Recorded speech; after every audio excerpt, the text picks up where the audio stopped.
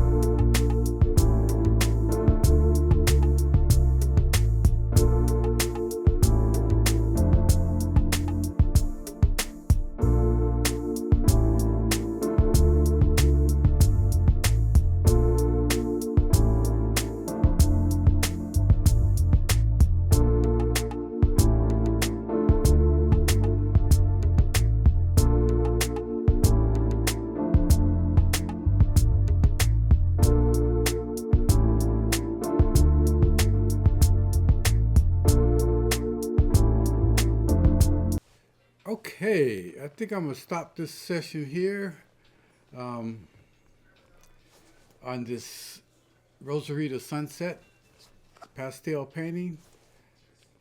I was trying to lay in as much of the base colors as I can before I start using some pencil. I'm actually doing this piece on Canson paper, 1557. I kind of liked it with the charcoal, so I wanted to try it with the pastels. I'm just having fun, though. Don't get me wrong. I'm not doing studies again. I'm just having fun. I made that decision to just enjoy the process and just paint and enjoy the painting. Not try to elaborate on what I already have, other than practicing and refining and refining and refining. Um, Oh, also, I changed my layout, my setup real quick is I had I had my easel. There's a whiteboard that actually sits on my easel, and it was an old whiteboard from the old corporate meetings, and didn't need it for the corporation anymore. And it was kind of sitting around, and so I put it here. And what I was doing at first was using a clipboard on top of that, a big, large, clipboard where you carry your papers on to do your painting and sketches and those type of things. And so I was using that as a back for the painting paper.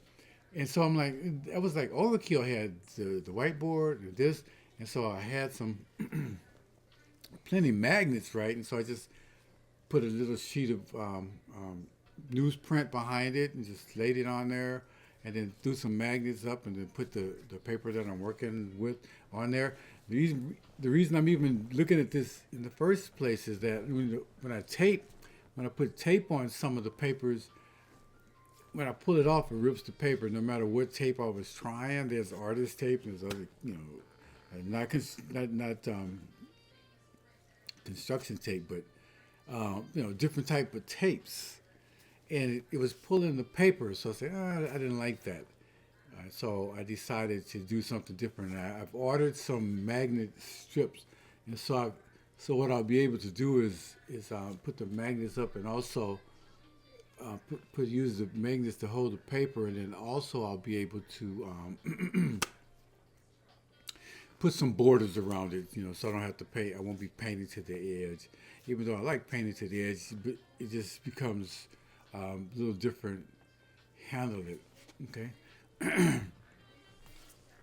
So when I get back in the next session, I'm going to start laying in more of the orange colors that I want to see for the evening sunset. Was really orange, kind of really. I wanted to look very, very warm, and so I started laying in the sienna type colors, the burnt sienna, the raws, and the burnt sienna type colors, in order to just bring out the form, and hoping that was a lighter version. And so now I'm gonna come back and start laying in some more of the oranges, since I really kind of established the proportions where I want the different areas of the composition to be. I've established that, and so now I just need to come in and refine it.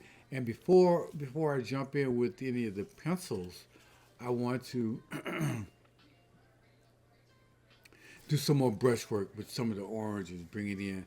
I wanted to try to push the brushwork as far as I can before I even bring in the pencils. So I'm going to do some other things with it. I'm going to put some brushwork down, and I'm going to use some of my shaper tool to see if I could do some actual shaping of the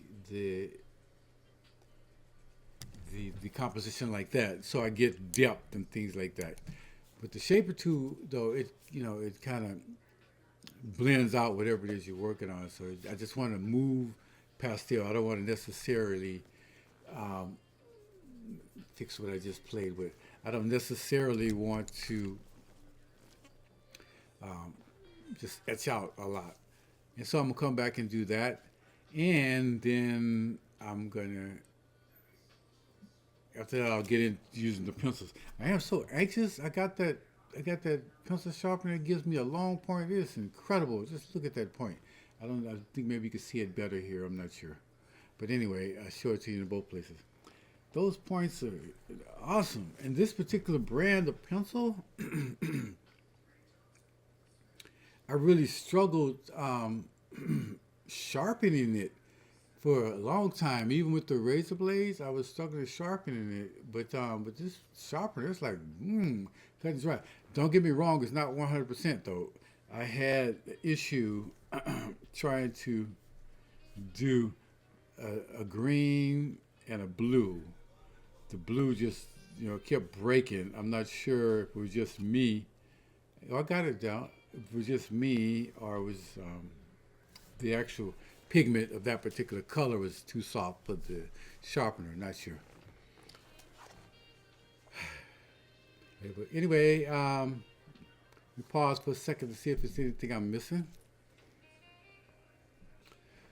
Okay, I think I about covered everything. I don't want to get too long with it. I think this session is going to be pretty long as it is. I didn't really time it. I just got in and just started painting and having a ball. Um, so anyway, thank you so much for watching.